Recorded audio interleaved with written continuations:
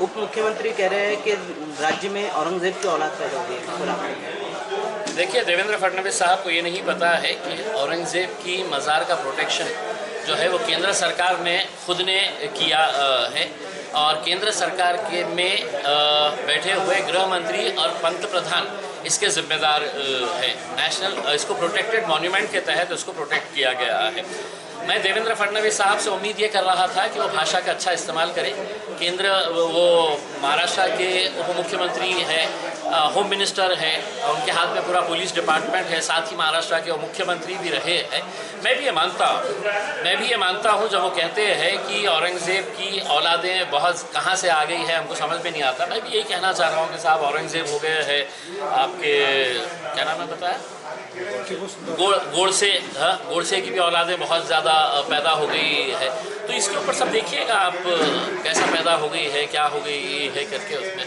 तो हमारा ये कहना है कि आप या तो एक लिस्ट बना लें और लिस्ट बनाकर ये डिक्लेयर कर दें देश के अंदर, आपके हाथ में कानून तो है ही, अब आप हुक्मशाही चला रहे हैं देश के अंदर, तो बता दें कि मेरे मोबाइल के अंदर अगर टीपू सुल्तान की फ़ोटो रहेगी तो इम्तियाज़ जलील तुम जेल में चले जाएंगे करके, इसमें अकबर बादशाह की फ़ोटो रहेगी तो इम्तियाज़ जलील जेल में चले जाएंगे, इसमें है तो किन हाँ, इसमें टीपू सुल्तान की रहेगी तो जेल में चले जाएंगे। तो ऐसी लिस्ट बना ले आप, औरंगज़ेब की रहेगी, हुमायूं की रहेगी, किस किस की रहेगी नहीं रहेगी करके इसका डूज एंड डोंट्स बना दे तो हमको समझ में आ जाएगा कि किसकी रखना है किसकी नहीं रखना है करके।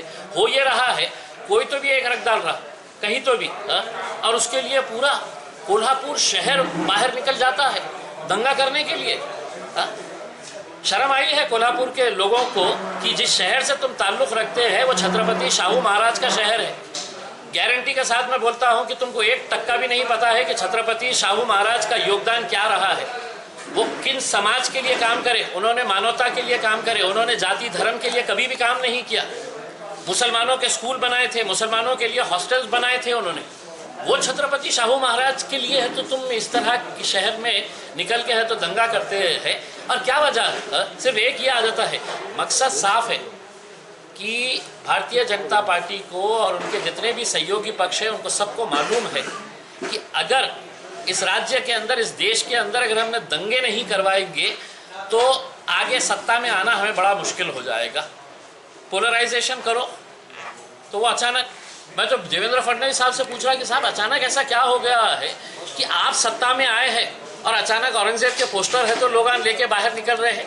75 सालों से मैंने नहीं देखा हूँ, या आप मुझे बता दीजिएगा, गृह मंत्री हैं आप गृह मंत्री, आपको मैं चैलेंज करता हूं कि 2014 से पहले कितने केसेस इस देश के अंदर रजिस्टर हुए हैं कि कहीं पर आपने औरंगज़ेब की फ़ोटो देख लिया है, किसी ने है तो कोई व्हाट्सएप के ऊपर रखा है, किसी ने अपने कोई सभा में निकाल लिया है करके।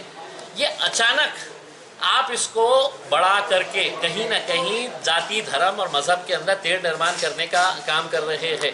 400 साल पहले 500 साल पहले क्या हुआ है इसका हमको नहीं पता है, हमको आगे 400 साल जाना है, और ये देश के हिंदू, मुस्लिम, सिख, ईसाई, दलित, बहुजन सभी लोग साथ में मिलकर इस देश को आगे लेकर जाएंगे। लेकिन तुमको पड़ी है तो सिर्फ अपनी कुर्सी कैसे बचाना, और इसके लिए तुम लाशों का खेल भी खेल सकते हैं, ये मैं स्पष्ट तरीके से बोल रहा हूँ। सर, राजनीति के लिए मुस्लिम जो हुक्मरान है उनका इस्तेमाल किया जा रहा है, नाम का किसका नहीं किया जा रहा है?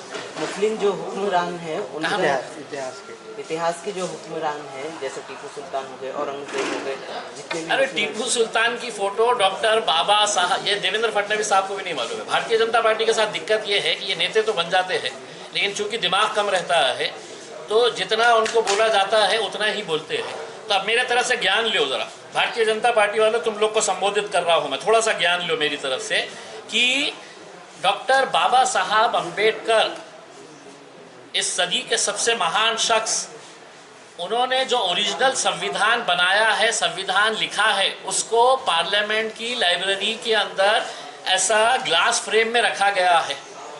तो वो मुझे देखने का मौका मिला और उसमें कई सारे महापुरुषों की फ़ोटो है, कई सारी देवी देवताओं की फ़ोटो है, उसमें टीपू सुल्तान की भी फ़ोटो है। अब देवेंद्र फडणवीस साहब टीपू सुल्तान की तलवार ला लिए है, लेके जाइएगा, वो तलवार लेकर दिल्ली की तरफ कूच करिएगा, पार्लियामेंट की लाइब्रेरी के ऊपर हमला करिएगा, वहाँ पे वो कांच का वो फोड़िएगा, उसको फोड़ के है तो सीधा फाड़िएगा वो पेज जिसके ऊपर टीपू सुल्तान की फ़ोटो है। कर सकेंगे? नहीं कर सकेंगे, तुम नहीं करेंगे। लेकिन तुम्हारा काम क्या है कि बेचारे जो सड़क के ऊपर मजदूरी कर रहा है, गरीब बच्चा है, बहुजन समाज से है, उसको भड़काओ और अपन है तो आलीशान बैठे रहो, आराम से बैठे रहो। अब तुमको मैं बोल रहा हूँ, जाओ दिल्ली के अंदर जाके अगर है हिम्मत तो फाड़ के आओ वो ओरिजिनल बाबा साहब अम्बेडकर जी ने जो संविधान लिखे हैं उसके अंदर का वो पन्ना, जिसके अंदर टीपू सुल्तान की तस्वीर है। एमआईएम की तरफ से पोस्टर घुमाए थे, कौन घुमाया था? नगर में, तो उससे क्या दंगे भड़के? ऐसा हो गया है, आप लोगों को इतनी एमआईएम से मोहब्बत हो गई है कि इस देश के अंदर जो भी अच्छा होता है वो भारतीय जनता पार्टी करती है, जो भी खराब होता है तो एमआईएम करती है उसके अंदर। तो आपने हमारे ऊपर बिल फाड़ने का वही ले लिया है, हमको कोई फ़र्क नहीं पड़ता है इसके अंदर। हो ये रहा है कि जहाँ पर भी कुछ भी गलत होता है ये एमआईएम से कार्य करता है, एमआईएम। हाँ, मैं राष्ट्रवादी के एक प्रवक्ता का सुन रहा था, उसको पूछ रहे थे कि ये दंगे क्यों बढ़े। देखो एमआईएम पार्टी ऐसी है, एमआईएम अभी तो अपने बारे में बोल बे, तेरी पार्टी के बारे में बोल उसमें, मेरे ऊपर काहे के लिए चले आते हैं इसके अंदर। तो थैंक यू।